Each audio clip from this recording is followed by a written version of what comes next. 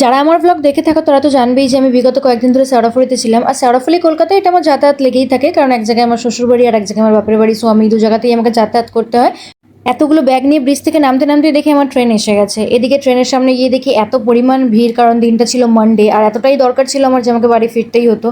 আমি তো ভেবেছিলাম যে আমি ট্রেনটাতে উঠতেই পারবো না, বাট উঠে গিয়ে আমি একটা সিটও পেয়ে গেছিলাম। ওই পুরো কম্পার্টমেন্টটাতে আমার মনে হয়েছিল আমি একাই নর্মাল যাত্রী, বাকি সবাই তারকেশ্বর থেকে ফিরছে। যাই হোক, হাওড়াতে নেমে এবার আমি এগিয়ে গেলাম বাস স্ট্যান্ডের দিকে, কারণ আমি আজকে মেট্রো নিতে পারবো না। আমার মা এতগুলো বোঝা আমার উপর চাপিয়ে দিয়েছে, এগুলো নিয়ে আমার দুটো মেট্রো চেঞ্জ করা সম্ভব না। তো আমি একটা ফাঁকা বাস দেখে উঠলাম, জানি একটু টাইম লাগে, বাট কিছু করার নেই, কারণ নাহলে আমি সিট পাবো না, ভালোভাবে যেতে পারবো না। যেতে যেতে চোখে পড়লো থাক দাড়ি লেখা। আমি বললাম কার দাড়ি থাকতে বলছে? তারপর দেখলাম সৌম্যদেব, যাদের নাম সৌম্যদেব তারা কিন্তু দাড়ি রাখবেন, ঠিক আছে? এখানে কাটতে মানা করা হচ্ছে। বাসটা ছাড়তে না ছাড়তেই শুরু হলো বৃষ্টি। এরপর আমি হাওড়া ব্রিজ দিয়ে যাচ্ছিলাম। আচ্ছা বলুন তো, হাওড়া ব্রিজের একটা বেঙ্গলি নাম আছে, কারা কারা জানেন তারা একটু কমেন্টে বলুন দেখি হাওড়া ব্রিজের বেঙ্গলি নামটা কি।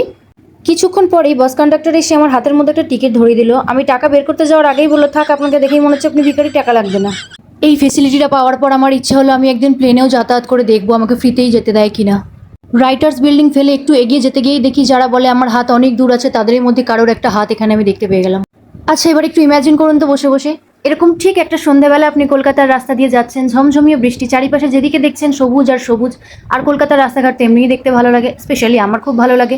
আর আপনার একটা উইন্ডো সিটে বসে কানের মধ্যে ইয়ারবাডসে আপনার পছন্দের গানটা শুনতে শুনতে বৃষ্টি দেখতে দেখতে যাচ্ছেন।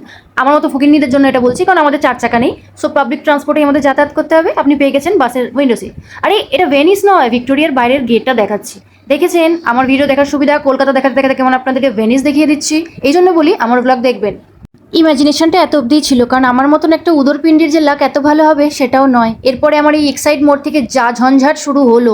গাড়ি দু চাকা করে এগোয় আবার দাঁড়ায়, একটু করে এগোয় আবার দাঁড়ায়। আমার এই মুখটা দেখুন, ঘোড়ার পোদ না আমার মুখ, আপনি বুঝতেই পারবেন না। বাসে বসে বসে আমি বাস ড্রাইভার, ওয়েদার, কলকাতার জ্যাম সবার পুষ্টি উদ্ধার করে গালাগাল দেওয়ার পর দেখলাম কালীঘাট পেরিয়ে আমি অবশেষে টালিগঞ্জে এসে নামতে পেরেছি। এরপরে জেব্রার পিঠের ওপর দিয়ে পাড়িয়ে আমি রোডের ওপারে চলে গেলাম। রোডের ওপরে যেতে না যেতেই ঝমঝমিয়ে বৃষ্টি নেমে গেল। এদিকে দাঁড়ানোর মতন কোনো ভালো জায়গা নেই। কি করব, একটা দাঁড়ানোর ভালো জায়গা খুঁজতে গেলাম। গিয়ে দেখলাম একটা ছোট্ট কোনো রকম শেডের নিচে আমার জায়গা হয়েছে, কারণ আমার যা শরীর, যেখানে খুশি যেখানে আমি সেট হয়ে যাই।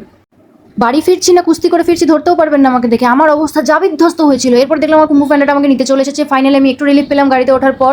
এরপরে কি, আমি বাড়ির উদ্দেশ্যে রওনা হচ্ছি।